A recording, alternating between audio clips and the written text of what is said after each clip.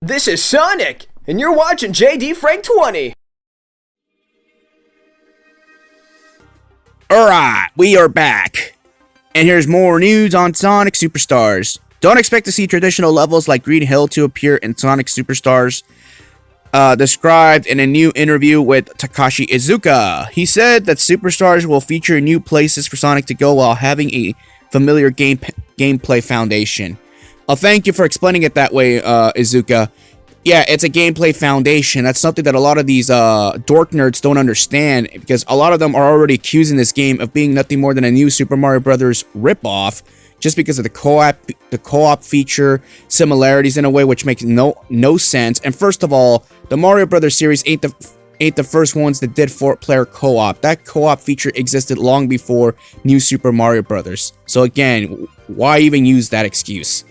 Second of all, a lot of the assets, they may be familiar from a previous Sonic game, but then they're, so what? Just because it takes an idea from Sonic 4 and then brings it to this stage, you automatically assume it's a ripoff? How is it a ripoff? How is it anything like that? One of the examples I could think of is that stage where you have that glowing butterfly, and then you realize everyone's jumping the gun and saying, oh yeah, it's basically Lost Labyrinth Zone 2, obviously. The similarities are there. The area is pitch black, and the only way to get around is by having that light up torch. It's not the same, actually, when you think about it. Number one, here you have a butterfly for the entire stage, and number two, for the torch puzzle, you actually have to stop and think where you have to go, and you had dynamite in that stage. So again, where are the similarities here? They're basically having gameplay foundation. If you're gonna take an idea from a modern Sonic game or a Sonic game you already did, but bring it into this game, there's nothing wrong with that. As long it's still gonna be original. I mean, look at all the zones you're getting. So again, I mean, where's the problem right here? Seriously, man, like everyone just likes to bitch and complain about the little shit in life. Like, just get over it, people. Just praise the game for what it is and be glad you're getting a Sonic game this year at all. Like, seriously, just be thankful you're not in a drought. Can we at least rejoice there? Again, let me know what y'all think about this. You think this is a big deal? You think this is no big deal? Did you miss Green Hill Zone? Are you rejoiced the Green Hill Zone is finally gone? Stop acknowledging that damn zone.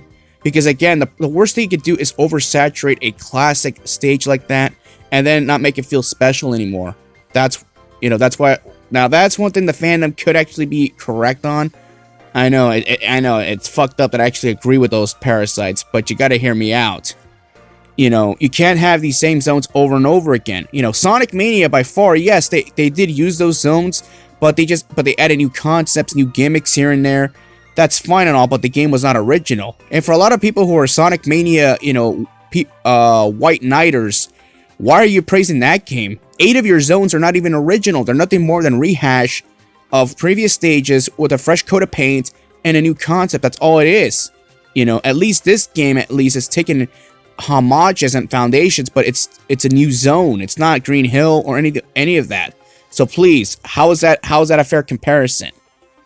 For me, Sonic Mania, to me, it's the worst offender of that. And yet you all want to bash Sonic Frontiers for being unoriginal with the cyberspace stages, but yet Sonic Mania, you guys are doing the exact same thing, and yet you give that game a fucking free pass? Come on. Grow up, people. That's all I gotta say right now. Peace out.